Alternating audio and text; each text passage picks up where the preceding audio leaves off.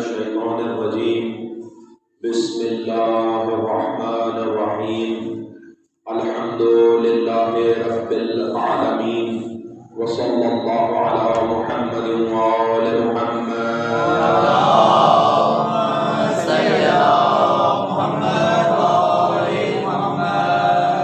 السلام على الحسين وعلى علي بن الحسين وعلى أولاد الحسين وعلى أصحاب الحسين صلوات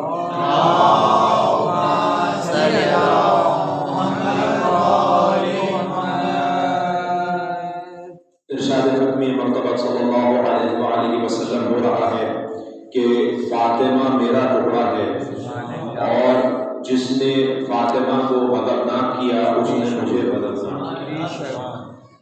عزیزان محترم، اس حدیث مبارکہ کی روشنی میں جس سلسلہ گفتگو کا آغاز آپ کے سامنے کیا، آج اس کی دوسری مجلس آپ حضرات سماعت فرما رہے ہیں، اور ہم نے کل بھی آپ کے سامنے پیش کیا تھا کہ کس طرح حضرت زہرا علیہ السلام نبوت کا ٹکڑا ہے۔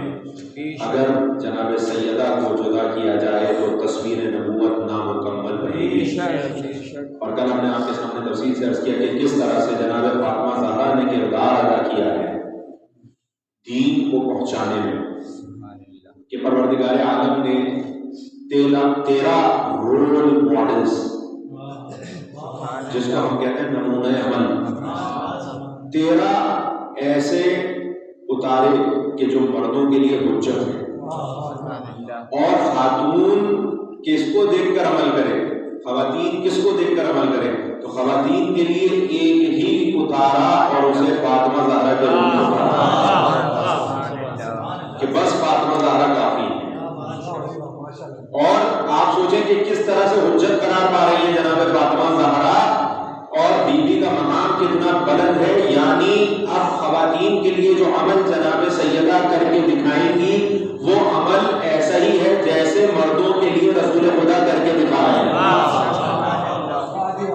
اس لیے کہ کل میں آپ کے سامنے تفصیل سے عرض کر چکا ہوں احکامات کس طرح سے تقسیم کیے جا سکتے ہیں، جن میں وہ احکام جو فقط خواتین کے لیے آئے تو اس میں جناب سیدہ کا عمل ایسا ہی ہے جیسے رسول خدا کا عمل ہے ہمارے لیے، جیسے مولا علی کا عمل ہے ہمارے لیے، جیسے امام حسن مصطفیٰ کا عمل ہے، جیسے حضرت سید الشہداء کا، اور ہمارے 12 کے 12 اماموں کے جو اعمال ہیں وہ جناب فاطمہ زہرا کا عمل جو ہے خواتین کے لیے ایسا ہی ہے۔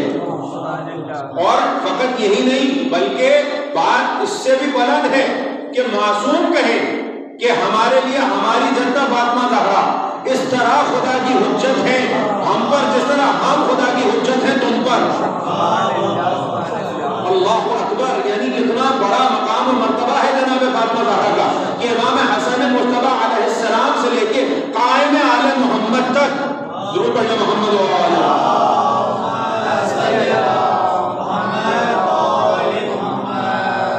کیا مقام ہے جناب فاطمہ زہرا کا کہ رسالت پہنچانے میں، پیغام رسالت پہنچانے میں، دین پہنچانے میں جناب زہرا علیہ السلام نے کس طرح سے کردار ادا کیا ہے۔ دیکھیں جب جناب فاطمہ زہرا کی بات ہوتی ہے تو یہ بات بیان کی جاتی ہے اور سب جانتے ہیں کہ جب جناب سیدہ کا نام آئے گا اور بیوی کی مجلس ہوگی، بیوی کے شہادت کے ایام آئیں گے تو فوراً ذہن میں بیوی کا مقصد یاد آئے گا، وہ کیا ہے؟ مولا علی کی ولایت کا دفاع، ولایت کا دفاع۔ آپ شہیدہ ولایت ہیں، ولایت کے لیے قربانی دی ہے، شہادت پیش کی ہے ولایت کے دفاع میں، لیکن یہ اس سے پہلے کا جو معاملہ ہے وہ بھی واضح ہونا ضروری ہے کہ فقط ولایت کا دفاع نہیں کیا بلکہ نبوت کا دفاع بھی کیا۔ جس طرح کلمے میں لا الہ الا اللہ محمد رسول اللہ علی ولی اللہ ہے، اسی طرح جناب فاطمہ زہرا نے لا الہ الا اللہ کی بھی خدمت کی ہے، محمد رسول اللہ کی بھی خدمت کی ہے، اور علی ولی اللہ کی بھی خدمت کی ہے، توحید بھی پہنچائی ہے، نبوت کا دفاع بھی کیا ہے، ولایت و امامت کا دفاع بھی کیا ہے۔ حضرت زہرا کی کمسنی ہے، کمسنی ہے، ابھی آپ کمسن ہیں اور باپ کے ساتھ سلوک کیا ہو رہا ہے کہ کوئی پتھر مار رہا ہے، کوئی وہ دنیا ڈال رہا ہے، کوئی کوڑا پھینک رہا ہے، اور جب رسول خدا اس حالت میں گھر تشریف لاتے ہیں تو بڑی محبت سے بابا کا ہاتھ تھام کر لاتی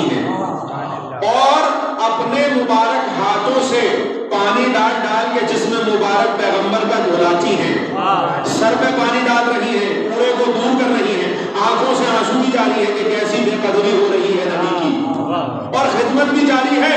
اور جب نبی نے یہ منظر دیکھا اچانک سر اٹھا کر مسکرائے اور کہا اے فاطمہ تم تو اپنے باپ کی بھی ماں ہو۔ ہے تاریخ میں کسی نبی کی کوئی ایسی بیٹی جس نے اس طرح سے باپ کی خدمت کی ہو کہ باپ نبی ہو کر کہے کہ تم اپنے باپ کی ماں ہو؟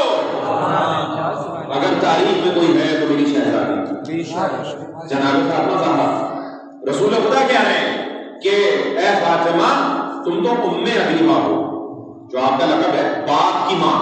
اس طرح سے خدمت کی ہے اپنے بابا کی، اس طرح سے خدمت کی کہ رسول خدا جیسی ہستی، حبیب خدا، آخری رسول، کائنات کا افضل ترین انسان، وہ کہہ رہا ہے اے فاطمہ تم اپنے باپ کی ماں۔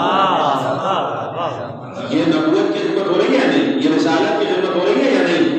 یہ اللہ کے حبیب کی خدمت ہو رہی ہے یا نہیں؟ کیسی خدمت کی ہے، مثال نہیں ملتی۔ جناب فاطمہ زہرا کو دیکھ کر پیغمبر اپنے غم بھول جایا کرتے تھے۔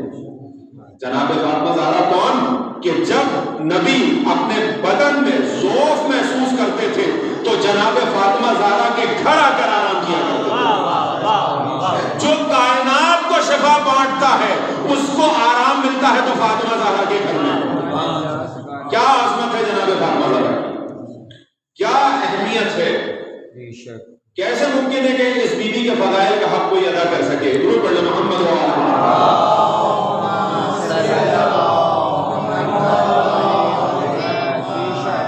اللہ نے محترم رسول خدا دیکھیں آپ کے حالات کتنے دشوار ہیں، کتنے مشکل ہیں، اور نبی کی جو ہجرت ہے ہم اس کو فضائل کے پہلو سے تو دیکھتے ہیں، لیکن آپ ذرا سوچیں اللہ نے حکم کر دیا ہجرت کا، نبی نے ہجرت کا ارادہ کر لیا لیکن سارے خاندان والے دشمنوں کے درمیان چھوڑ کے جا رہے ہیں۔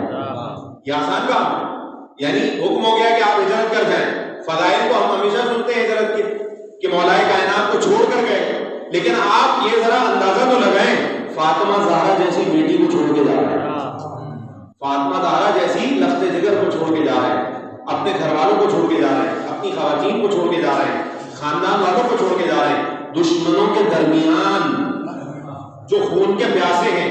لیکن دیکھیں فقط یہ نہیں کہا تھا کہ یا علی میری امانتیں واپس کر کے آئیے گا، بلکہ مولا علی کو ذمہ داری سونپی تھی کہ میرے خاندان والوں کو لے کے آپ آئیے گا۔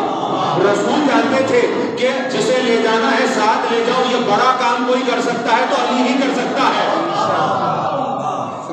چھوڑ کے جانا جس کو پیچھے ہے وہ بہت شخصیت بہادر ہونی چاہیے، دلیر ہو، جو دشمنوں کا مقابلہ کر سکے اور امانت دار ہو۔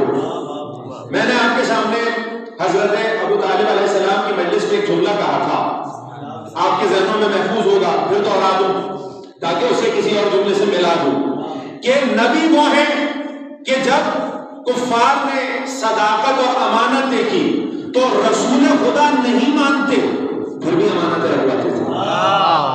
ایمان رسول خدا پر نہیں تھا، امانتیں پھر بھی رکھواتے تھے، اور جس کے پاس کافر امانتیں رکھوائے اسے رسول کہتے ہیں، اور جس کے پاس اللہ رسول جیسی امانت رکھوائے اسے ابو طالب کہتے ہیں۔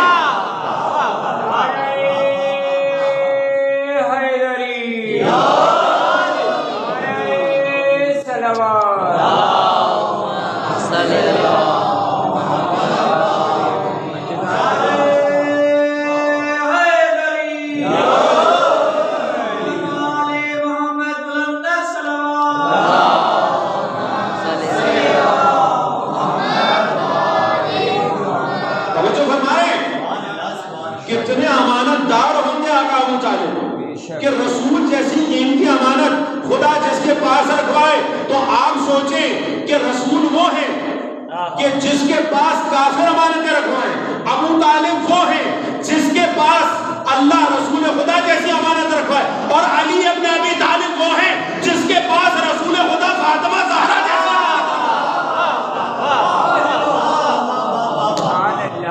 علی مرتضی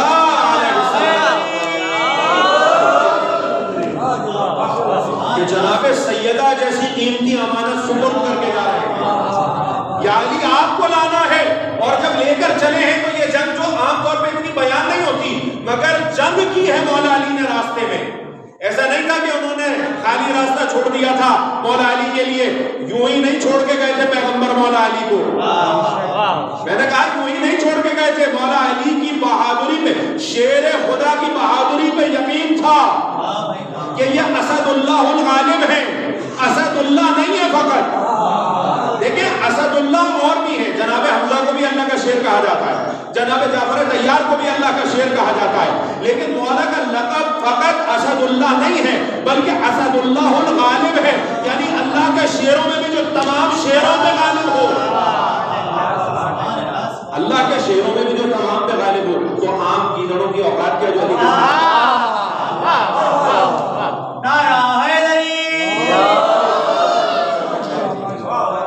عام کی مثال کیا پیش کی جائے کہ جب اللہ کے شیروں میں بھی سب پہ غالب علی ابن ابی طالب ہیں, تو پھر یہ عام گیدڑ جو مولا کے سامنے آتے تھے ان کی اوقات و حیثیت کیا ہے؟ تو آئے کچھ گیدڑ سامنے. تاریخ میں ہے کہ جب لے کے نکلے قافلے کو, مولا اور بی بی بھی اس میں شامل ہیں, مولا کا خاندان بھی ہے, رسول خدا کا خاندان بھی ہے, اور پھر راستے میں جب کفار نے روکا کہ آپ کو جانے نہیں دیں گے, بھائی کچھ تو رکھنا ہے نا لیوریج اپنے پاس, کہ نبی چلے گئے لیکن خاندان کو حراست میں لے لو, کسی طرح پریشرائز کیا جائے. پوائنٹ ہو سکتا ہے نا کہ بھائی خاندان والوں کو نہ جانے دو تاکہ پھر ہم بعد میں اپنی باتیں منوائیں. یہ تو ظاہر ہے کوشش ہوتی ہے نا, لیکن مولا علی کے سامنے کس کی چل سکتی ہے؟ مولا نے اس وقت تلوار کھینچی اور جناب سیدہ اس وقت مولا علی کی بہادری دیکھ رہی ہے, مولا علی کی شجاعت دیکھ رہی ہیں. اور پھر آپ نے یہ منظر بھی دیکھا, یہ وقت بھی دیکھا کہ جب آپ کے بابا کے ساتھ جو سلوکات ہوتے رہے, اور پھر مولا علی جب لے کر چلے اس وقت یہ منظر بھی دیکھا. پھر جب مدینے میں آئے اور حکومت قائم ہو گئی تو جناب فاطمہ زہرا علیہ السلام نے باقاعدہ کردار ادا کیا ہے قرآن کو پہنچانے میں, احکامات کو پہنچانے میں. ایک خاتون ہے بار بار آتی ہے جناب سیدہ کے پاس پوچھنے کے لیے مسئلے. دیکھیں بہت سی روایات ایسی ہیں جو ہمیں جناب فاطمہ زہرا سے ملی ہیں, بہت سی ایسی قیمتی چیزیں ہیں جو ہمارے پاس آئیں تو جناب فاطمہ زہرا کی وجہ سے آئیں. بی بی نے بیان کیا ہے بہت سی اس میں چیزیں. اب میں دنیا کے سامنے ایک اپنا سوال رکھ رہا ہوں, جو یہ کہتا ہے کہ جناب ہم تو جناب فاطمہ زہرا سے بہت محبت و عقیدت رکھتے ہیں, ہم تو بی بی کو بہت مانتے ہیں, تو پھر میرا سوال یہ ہے اگر آپ واقعی اپنے دعوے میں سچے ہیں اور آپ جناب فاطمہ زہرا سے محبت رکھتے ہیں تو اپنی کتابوں میں دکھاؤ کتنی روایتیں بی بی سے لیتے ہو. پھر جناب سیدہ سے روایتیں کیوں نہیں لی جاتی ہیں؟ کتنی روایتیں بس انگلیوں میں گنی جا سکتی ہیں, چند باتیں لے لی باقی سب چھوڑ دیا. دین یہاں وہاں سے لیا ہے, دین یہاں وہاں سے لیا ہے, اور ہم نے اہل بیت سے لیا, ہمیں یہ فخر ہے. دیکھیں میں آپ کے سامنے ایک نقطہ پیش کرنا چاہ رہا ہوں, اور میں کسی کے ایمان کا بات نہیں کر رہا, اپنے ایمان کا دفاع کر رہا ہوں اور اپنے ایمان کو بیان کر رہا ہوں کہ ہم اہل بیت سے کیوں دین لیتے ہیں. سوال ہوتا ہے نا کہ بھائی جناب سیدہ کے گھر سے دین کیوں, اہل بیت کے گھر سے دین کیوں؟ اس لیے کہ دیکھیں کہ رسول کی زندگی یا تو گھر کے باہر ہے یا گھر کے اندر ہے. جو گھر کے باہر ہے وہ اصحاب نے بتا دی, جو گھر کے اندر ہے وہ ازواج نے بتا دی. یہی ہے نا ہمارے یہاں جو دین لیا جاتا ہے, ہمارے برادران اور دیگر جو اسلامی ہمارے بھائی ہیں وہ دین لیتے ہیں کس طرح؟ اصحاب سے اور ازواج سے لیتے ہیں نا. تو بھائی جو گھر کی باہر کی باتیں ہیں وہ اصحاب نے بتا دی, اصحاب نے بیان کیا خدمت کی دین کی کہ بھائی نبی سے ہم نے یہ سنا, نبی کو ہم نے یہ کرتے دیکھا اور اس طرح سنت پہنچ رہی ہے. لیکن گھر کے اندر تو اصحاب نہیں آ سکتے, گھر کے باہر رہیں گے نا, گھر کے اندر تو نہیں آئیں گے. تو پھر گھر کے اندر کی باتیں کیسے پتا چلیں گا؟ کوئی بات نہیں, ہم ازواج سے پوچھ لیں گے. ازواج گھر کے اندر کی باتیں بتا دیں گی کہ نبی گھر میں کیسے رہتے تھے, کیسے اٹھتے تھے, کیسے بیٹھتے تھے, کیسے سوتے تھے, کیسے کھاتے تھے. یہ چیزیں, یہ اٹھنا بیٹھنا پیغمبر کی زندگی جو گھریلو زندگی ہے وہ ازواج نے بتا دی.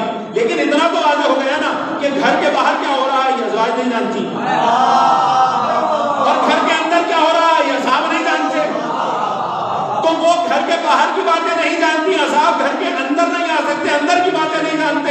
تو پھر ہم نے ایک ایسا دروازہ ڈھونڈ لیا, کچھ ایسی ہستیاں ہمیں مل گئی جو گھر کے اندر بھی ساتھ, باہر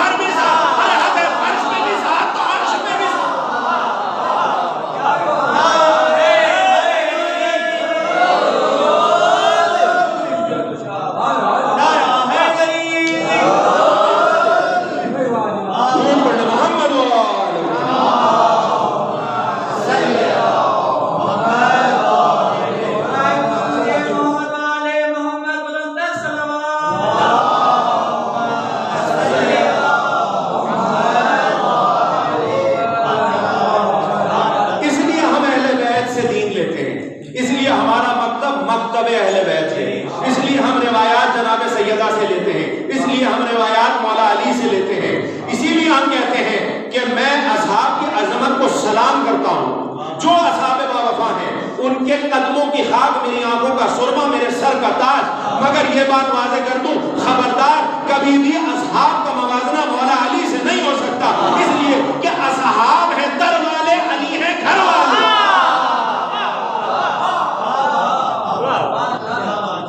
موازنہ نہیں ہو سکتا۔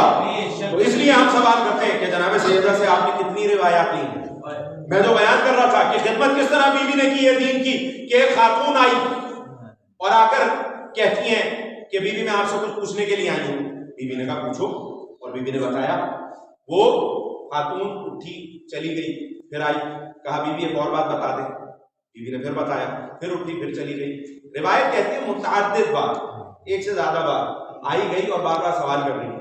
اب ایک مرتبہ پھر پلٹی اور تھوڑی گھبرائی ہوئی پلٹی، کہا اتنی بار بی بی کے پاس جا رہی ہوں، آپ مجھے بتائیں ایمان سے، اگر کسی مولوی کے پاس آپ ایک سوال 3 بار لے جائیں، جائیں پھر پوچھیں پھر آئیں پھر پوچھیں پھر آئیں، تیسری بار اس کا رویہ کچھ اور ہوگا۔ سیدھی سی بات ہے، انسانی سائیکالوجی یہی ہے، نفسیات انسانی یہی ہے کہ وہ جھنجھلا جائے گا۔ لیکن اب جب وہ آئی تھوڑی گھبرائی بھی آئی، ڈرتی بھی آئی، کہیں ایسا نہ ہو کہ بی بی ناراض ہو، میں بار بار بی بی کو زحمت دے رہی ہوں۔ اور آ کر ایک مرتبہ جب پھر سے بی بی کے سامنے سر جھکا کے کھڑی ہوئی، بی بی مسکرا کے کہتی ہے کیا بات ہے؟ کہا بی بی پھر سے بتا دیجیے۔ کہا تو پھر اتنا گھبرا کیوں رہی ہو؟ کہا بی بی میں آپ کو بار بار زحمت جو دے رہی ہوں۔ اور بی بی نے کہا نہیں گھبرانے کی ضرورت نہیں، جتنی بار پوچھو گی اتنی بار بتاؤں گا۔ اور بی بی نے اجر بیان کیا ہے کہ جب کوئی فقہی مسئلہ کسی کو بتاتا ہے تو اس کا اجر کیا ہے، جس میں سے ایک یہ کہ جتنی چیزوں پہ سورج چمکتا ہے، سورج کہاں کا چمک رہا ہے؟ پورا نظام شمسی ہے۔ اور یقین کیجئے سورج ایسے سیاروں میں بھی چمکتا ہے جہاں پر ہیرو کی برسات ہوتی ہے۔ ہمارے نظام شمسی میں ایسے سیارے بھی ہیں جن کا پریشر اور ٹیمپریچر کو اس طرح کا ہے، پھر میں اپنا فزکس بٹن بند کیے ہوئے ہوں، میں نہیں اس کو آن کرنا چاہتا، لیکن واضح کرنا چاہ رہا ہوں کہ ہمارے ہاں کچھ ٹیمپریچر اور پریشر اسی سے بنتا ہے نا ہیرا۔ جو یہاں پہ سائنس سے جڑے افراد بیٹھے ہیں وہ میری بات کی تصدیق کریں گے کہ درجہ حرارت سے اور پریشر سے، دباؤ سے، یہ 2 ہی چیزیں تو ہیں نا بھائی۔ آرٹیفیشل ڈائمنڈ جو بنتے ہیں، مصنوعی ڈائمنڈ وہ کیسے ہیں، اور جو قدرتی ڈائمنڈ ہیں وہ کیسے ہیں؟ پریشر اور ٹیمپریچر کی وجہ سے نا۔ تو کچھ ایسا درجہ حرارت اور ایسا پریشر اور دباؤ کچھ سیاروں پر ہے جہاں پر ڈائمنڈز کی بارش ہوتی ہے، ہیرو کی بارش۔ بتائیں کہاں کہاں سورج کی روشنی جا رہی ہے۔ اور بی بی کہہ رہی ہے کہ اگر کوئی فقہی مسئلہ کسی کو سمجھائے تو ان تمام چیزوں سے زیادہ بہتر ہے، یعنی اللہ کیا اجر عطا کرے گا۔ روایات جو پہنچی ہم تک، بی بی نے پہنچائی نا، جناب سیدہ نے ہم تک یہ بات پہنچائی۔ اور یہ میں پہلے بھی مجلس میں جو 13 کے حوالے سے ہوئی تھی ہمارے برادر عزیز عرفان بھائیاں، تو اس میں نے یہ روایت آپ کے سامنے پیش کی تھی کہ جب امام کے پاس کوئی آیا اور آ کر پوچھا کسی نے کہ یہ بتائیے کہ کوئی ایسا عمل کہ جس کو میں انجام دوں تو میری پریشانی دور ہو جائے، یا مجھے کوئی ایسا خاص عمل تعلیم کر دیں، تو مولا نے کہا، بتایا کیا ہے؟ تسبیح فاطمہ زہرا۔ لیکن کس طرح سے مولا نے بتائی؟ کہا کہ دیکھو اگر کوئی اس سے افضل چیز ہوتی تو وہ اپنی بیٹی کو رسول خدا بچا دیتے تھے۔ اگر اس سے افضل کوئی چیز ہوتی تو اپنی بیٹی کو بتا دیتے، لیکن بی بی کو تسبیح فاطمہ زہرا عطا کی۔ جناب فاطمہ زہرا کو کیا عطا کیا؟ تسبیح فاطمہ زہرا عطا کی۔ اس کا مطلب یہ ہے کہ یہ وہ قیمتی ترین چیز تھی اللہ کے خزانے میں، سب سے قیمتی چیز تھی اللہ کے خزانے میں۔ کیا مانگنے گئی تھی؟ کنیز۔ اور کیا کہا رسول خدا نے کہ کچھ اور اس سے بہتر عطا کر دو، اور عطا کرتی تسبیح فاطمہ زہرا۔ یہاں علماء بیان کرتے ہیں اگر کام دشوار ہونے لگے تو پہلے تسبیح پڑھ کے کام شروع کریں، کام آسان ہو جائے گا، اس لیے کہ اس تسبیح کی برکت ہے۔ تو یعنی ایک قیمتی چیز ہے جو اپنی بیٹی کو دے دی، اور بیٹی اتنی سخی ہے اپنے تک رکھی نہیں۔ بیٹی اتنی سخی ہو تو ایسی نہ، کوئی بیوی جو کریمہ ہو تو ایسی ہو نا کہ اپنے تک محدود نہیں رکھی بلکہ امت تک پہنچا دی کہ تم بھی اس سے فائدہ اٹھاؤ، تم بھی استفادہ کرو۔ وہ بہت سی خاص چیزیں جو صرف اپنی خاص کسی محبت جس سے انسان رکھتا ہے اسے بتاتا ہے۔ دیکھیں کوئی اگر عالم ہو تو بڑا کوئی خاص نقطہ ہوگا تو سب سے پہلے کسے بتائے گا؟ جس کو وہ بہت زیادہ عزیز رکھتا ہوگا، قریب رکھتا ہوگا۔ تو جناب فاطمہ زہرا کو رسول خدا نے بتایا کہ اے فاطمہ ایک وقت ایسا ہے کہ جس وقت پروردگار عالم کوئی دعا رد نہیں کرتا، وہ دعا قبول ہو جاتی ہے جب انسان اس وقت میں وہ دعا کرے۔ تو کہا بابا وہ وقت کون سا ہے؟ کہا جمعے کے دن جب آدھا سورج چمک رہا ہو آدھا غروب ہو گیا، یعنی جو ڈھلتی ہوئی ساعتیں ہیں اس میں اگر کوئی دعا کرے گا تو اللہ اس کی دعا کو قبول کرے گا۔ یہ وہ وقت تھا جو جناب فاطمہ زہرا کو بتایا، اور جناب سیدہ نے اپنے تک محدود نہیں رکھا، چاہنے والوں کو بھی بتا دیا کہ تم بھی فائدہ حاصل کرو۔ عزیزان محترم، کیا جناب فاطمہ زہرا کی ذات ہے، کتنی سخی ہے جناب فاطمہ زہرا کہ چیزوں کو اپنے تک نہیں رکھا بلکہ پہنچا دیا چاہنے والوں تک۔ تو میں یہ کہتا ہوں، علماء یہ کہتے ہیں اور یہ بات واضح ہے کہ دیکھیں شفاعت کا یہ بھی تو ذریعہ ہے، شفاعت کی یہ بھی تو صورت ہے۔ ایک تو وہ شفاعت ہے جو بیوی کرے گی، ایک یہ شفاعت بھی تو ہے جو بیوی کر رہی ہے کہ تم ان چیزوں پہ عمل کرتے جاؤ، فائدے اٹھاتے جاؤ، ایک یہ چیز بھی تو ہے۔ تو جناب فاطمہ زہرا علیہ السلام اور پھر تاریخ نے جناب سیدہ اور اہل بیت کے ساتھ کچھ سلوک اسی قسم کا کیا ہے۔ آپ دیکھیں اگر دنیا میں، بھائی میں یہ بات کہنا چاہ رہا ہوں اس لیے کہ یہ ایک حقیقت ہے کہ ہمارے ہاں جو ہمارے بھائیوں کی کتابیں ہیں اس میں عربی میں جو علماء ہیں جنہوں نے اصل نسخہ عربی میں جو لکھا ہے اس میں جناب فاطمہ زہرا کے ساتھ علیہ السلام لکھا ہے، اور جب اردو ترجمہ کیا گیا تو پھر لکھ دیا گیا رضی اللہ عنہ۔ عربی نسخے میں علیہ السلام لکھا ہے اور جب ترجمہ کیا جا رہا ہے تو لکھا جا رہا ہے رضی اللہ۔ تو یہ ترجمے کے ساتھ انصاف ہے؟ تو کیوں چھپایا جا رہا ہے عظمت اہل بیت کو؟ کیوں چھپایا جا رہا ہے شہزادی کی فضیلت کو؟ آپ کو چاہیے آپ دنیا کے سامنے فضیلت رکھیں اور دنیا کو فیصلہ کرنے دیں، کوئی جھگڑے کی بات ہی نہیں ہے۔ عظمت فاطمہ زہرا کو پیش کریں، جناب سیدہ کے فضائل جو موجود ہیں ان کو پیش کریں۔ تو جب کتاب میں علیہ السلام لکھا ہے تو آپ کو بھی ترجمے میں علیہ السلام لکھنا چاہیے تھا، نہیں لکھا گیا، بلکہ حل یہ ہے دیکھیں کچھ تو جانور بھی اور کچھ سبزیاں اور کچھ پھل بھی بغض اہل بیت کا نشانہ بن گئے۔ یہ تاریخ کی ایک حقیقت ہے، میں آپ کے سامنے پیش کروں۔ ایک ساگ کی قسم ہے جس کو ہم قلفہ کہتے ہیں، ہمارے یہاں قلفہ کہا جاتا ہے۔ یہ قلفہ جناب فاطمہ زہرا کی پسندیدہ سبزی ہے، جناب سیدہ کو انار پسند تھا۔ انار اور جو سیدہ کو پسند ہے اس میں ظاہر ہے کوئی نہ کوئی راز ہے۔ میں توجہ بتا دوں، بڑے خلوص سے آپ ذکر فاطمہ زہرا سن رہے ہیں، خدا آپ کو سلامت رکھے۔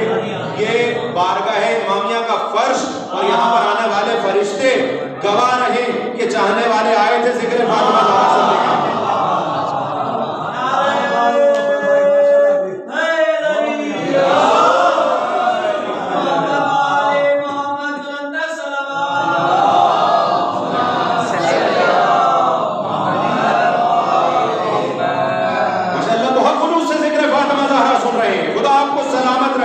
اور خوش قسمت ہیں آپ کہ ذکر فاطمہ زہرا سن رہے ہیں۔ اس سے پہلے کہ میں بات تک جاؤں اب آپ کو ایک روایت ہدیہ کر کے آگے بڑھوں گا۔ بہت سی چیزیں میں نے پہلے کی مجلسوں میں کہا تھا کہ ذرا عنایت ہو گئی اگر فاطمہ زہرا کی تو انسان معمولی نہیں رہتا۔ اگر تھوڑی دیر حدیث قصہ سیکھ لی تو جابر کا نام قیامت تک کے لیے زندہ ہو گیا، حضرت جابر کا نام قیامت تک کے لیے زندہ ہو گیا۔ جب بھی آپ حدیث قصہ شروع کریں گے تو آپ شروع کریں گے جناب جابر کے نام سے، قال جابر ابن عبداللہ، کہ میں نے فاطمہ زہرا سے سنا۔ یہ ہے عطائے فاطمہ زہرا۔ تو ایک روایت اور ہدیہ کرتا چلوں جو خلوص سے آپ ذکر اہل بیت سن رہے ہیں تو آپ سنیے گا اور آپ لطف محسوس کریں گے عشق اہل بیت کا کہ ایک دن جناب جابر جناب فاطمہ زہرا کی خدمت میں تھے۔ جناب فاطمہ زہرا نے ایک کپڑے میں لپٹی ہوئی تختی نکالی اور کہا جابر یہ وہ تختی ہے جو مجھ کو خدا کی طرف سے عطا ہوئی ہے، اس میں کیا ہے بیٹی؟ کہا اس میں تمام ائمہ کے نام ہیں جو میری نسل سے ہوں گے، تمام ائمہ کے نام ہیں جو میری نسل سے ہوں گے۔ جابر میں چاہتی ہوں تم اسے دیکھ لو، اس لیے جملے پہ غور کیجئے گا، اس لیے کہ میں تمہیں اس بات کا اہل سمجھتی ہوں، میں تمہیں اس بات کا اہل سمجھتی ہوں، اس لیے تمہیں دکھا رہی ہوں۔ لیکن خبردار جابر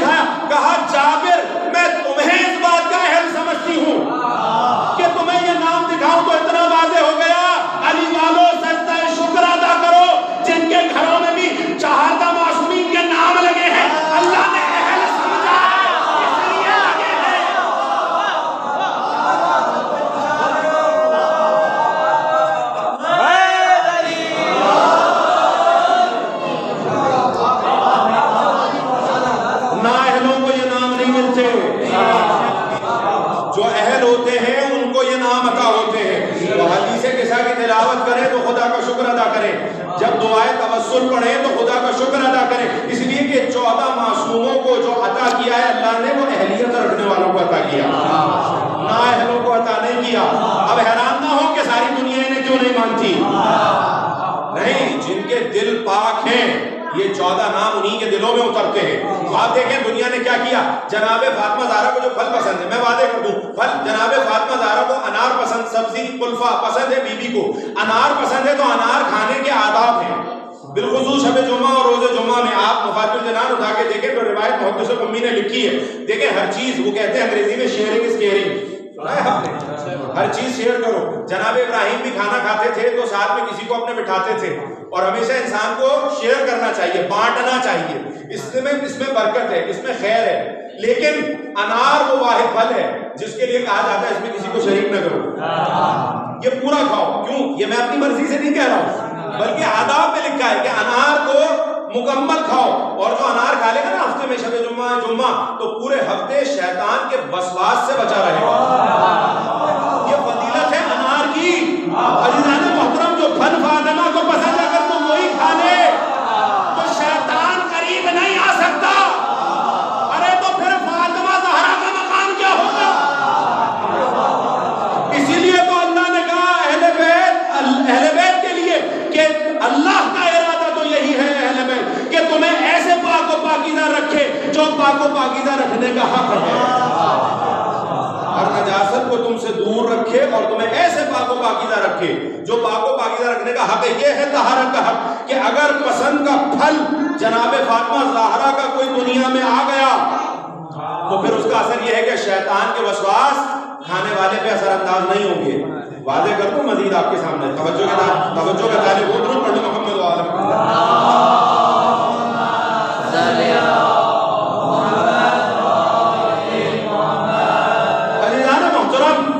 انار کے لیے ہے کہ اس میں ایک دانہ جنت کا ہوتا ہے, کیوں نہ ہو خاتون جنت کے پسند کا.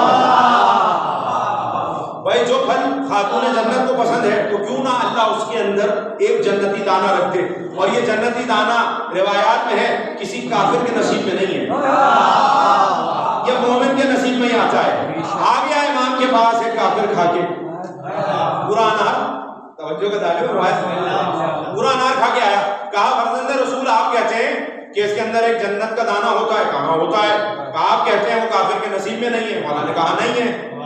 کہا میں پورا انار کھا کے آیا ہوں, کچھ نہیں گرایا, مجھ کافر نے کھا لیا. مولا نے کہا ہو ہی نہیں سکتا, تیرے نصیب میں ہو گئی نہیں.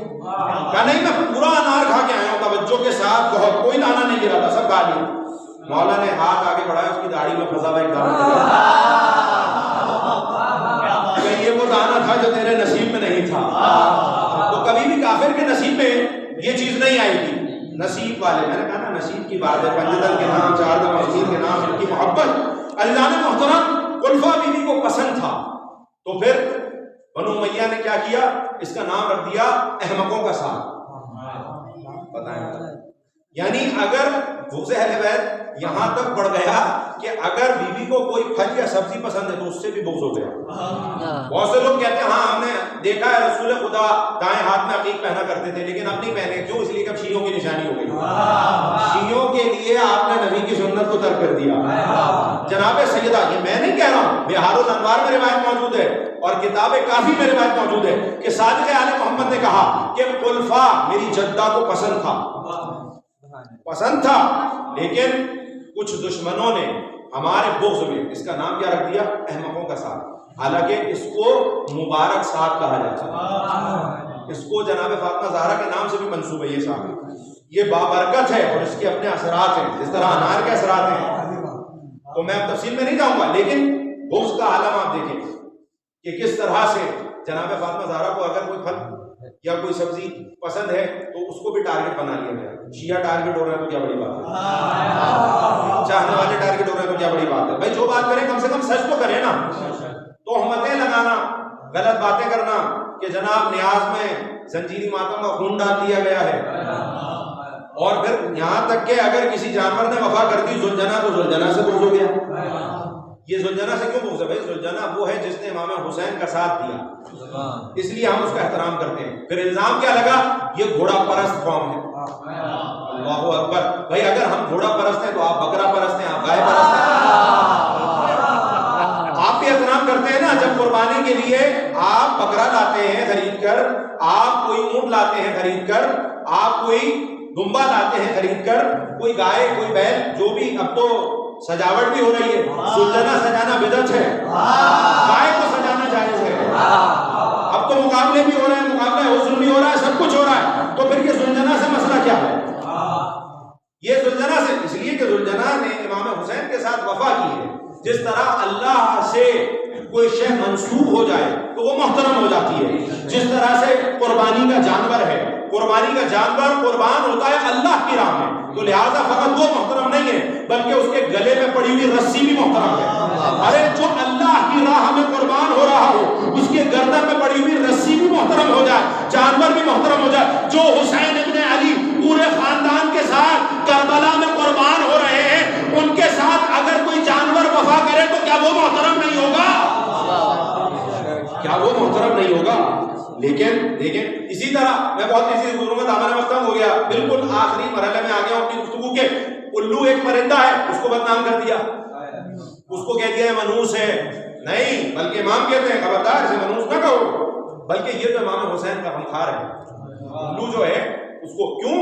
اس لیے کہ روایت میں آیا ہے، امام نے کہا پہلے یہ جو الو تھا یہ دسترخوان پہ انسانوں کے ساتھ بیٹھا کرتا تھا، اور جب انسان کھاتے تھے تو اس کے آگے بھی ڈالتے تھے، انسانوں کے ساتھ کھاتا تھا، لیکن جب سے واقعہ کربلا ہوا اس نے ترک کر دیا انسانوں کو، یہ کہہ کر کہ جو اپنے نبی کے خاندان کے نہ ہوئے وہ میرے کیا ہوں گے، تو لہذا اس کو بدنام کرنا شروع کر دیا۔ تو عزیزان محترم یہ دیکھیں کہ یہ کیا ہو رہا ہے، لیکن عزیزوں اس یقین کے ساتھ کہہ رہا ہوں کہ آپ دنیا میں دیکھیں کہ کس طرح سے پیغام اہل بیت پھیل رہا ہے، اس کی وجہ کیا ہے؟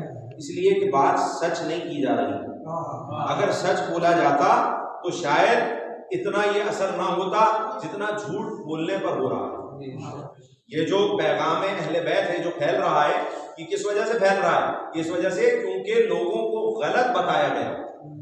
اب انسان کی ذمہ داری یہ ہے کہ آپ سچ بیان کریں، جو بھی ہے سچ رکھیں، ہم بھی سچ بولیں، آپ بھی سچ بولیں، اور لوگوں کو خود فیصلہ کرنے دیں۔ لیکن دنیا میں چونکہ غلط بیانی ہوئی، زنجیری ماتم کا خون اور ذوالجناح کے بارے میں اور مجالس کے بارے میں نہ جانے کیا پروپیگنڈا، اب تو سوشل میڈیا کا دور ہے، کچھ بھی چھپاوا نہیں ہے۔ اب جب سب سامنے آ رہا ہے تو پتا چل رہا ہے جو بولا گیا وہ پروپیگنڈا تھا، اور پروپیگنڈا وہی ہوتا ہے جہاں پر ہار جانے کا خوف ہو۔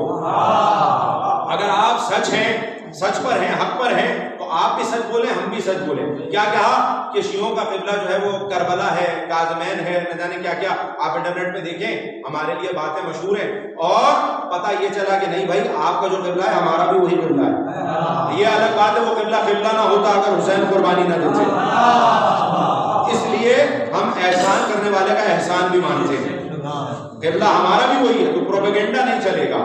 تو اسی لیے ضروری ہے کہ انسان سچ بات کرے۔ درود پڑھیں محمد وآلہ۔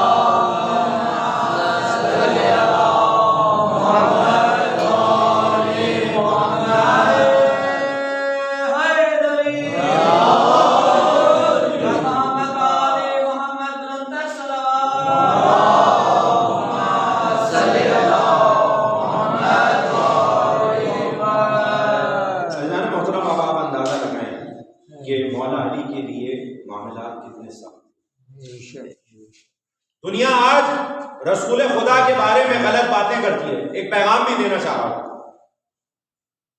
آج رسول خدا کے بارے میں دنیا پروپیگنڈا کرتی ہے، آج رسول خدا کی شان میں گستاخیاں ہو رہی ہیں۔ آج دوسرے جو غیر ممالک ہیں جیسے ڈنمارک میں ہوا، فرانس میں ہوا، کہ نبی کے گستاخانہ خاکے بنا کے شائع کیے جا رہے ہیں، اور اسلام کو ایک ٹیررسٹ ریلیجن بتایا جا رہا ہے، ایک دہشت گرد مذہب بتایا جا رہا ہے۔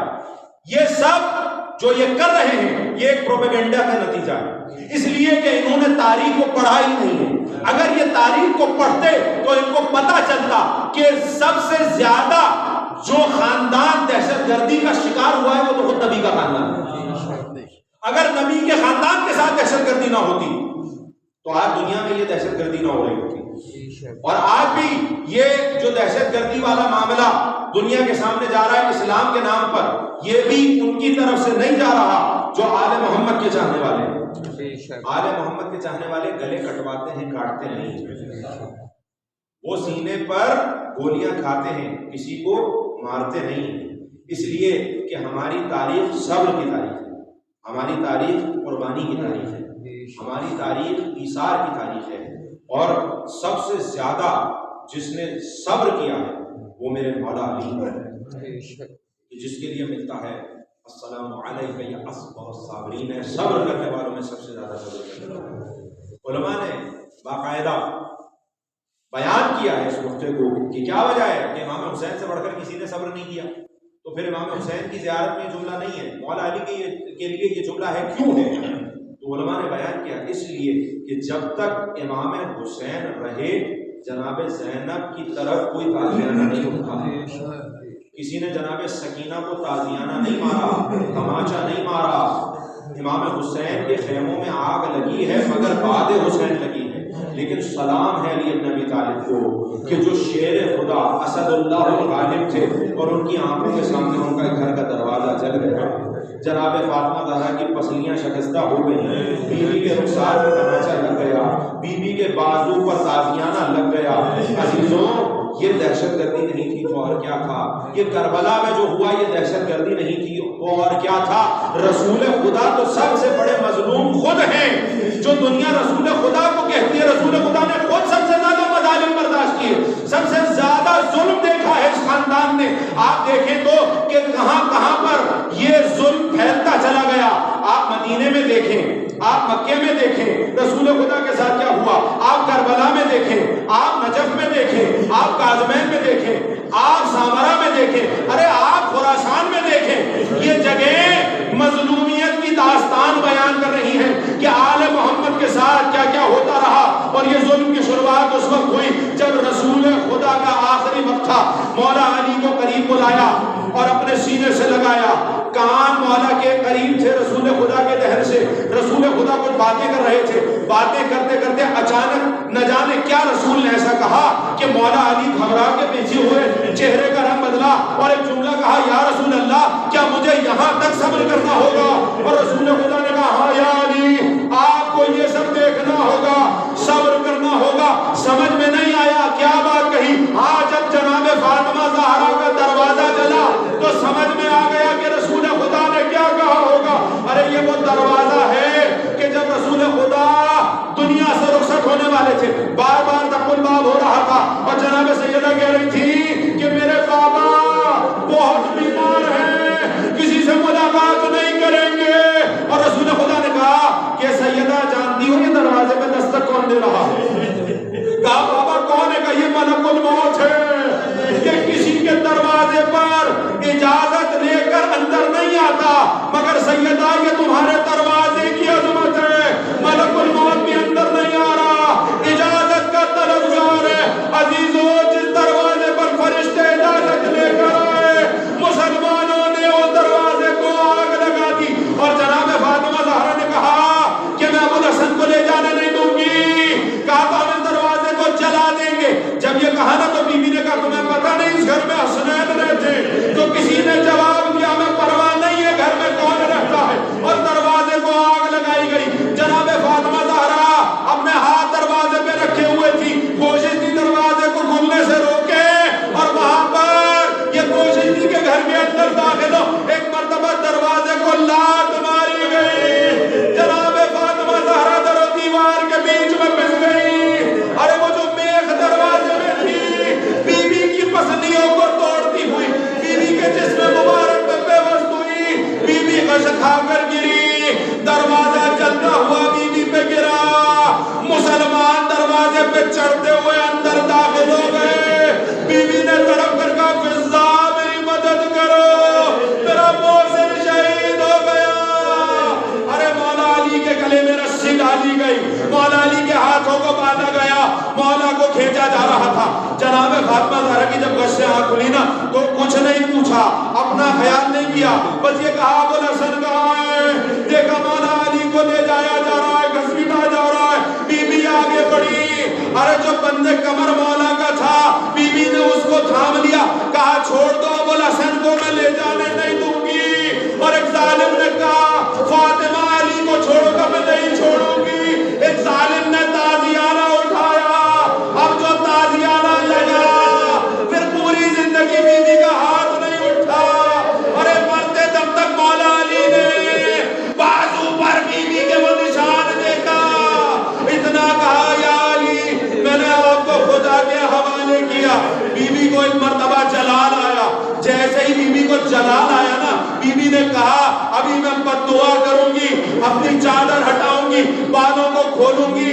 ہاں بعض روایات میں ہے کہ رسول خدا کا امامہ بھی بیوی نے اٹھا لیا اور ایک مرتبہ تیاری کی کہ امت کے لیے بد دعا کریں گی. علماء بیان کرتے روایات میں ہے جب بیوی نے ارادہ کیا نا بد دعا کا تو مسجد نبوی کی دیواریں لرزنے لگی اور اتنی ہوا میں بلند ہوئی کہ نیچے سے کوئی سوار گزر سکتا تھا.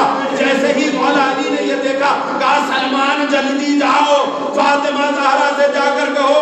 علی نے کہا ہے بی بی امت کے لیے بد دعا نہ کیجیے گا, قیامت آ جائے گی. بس ایک مرتبہ جناب سلمان ہے, کہا بی بی مولا کہہ رہے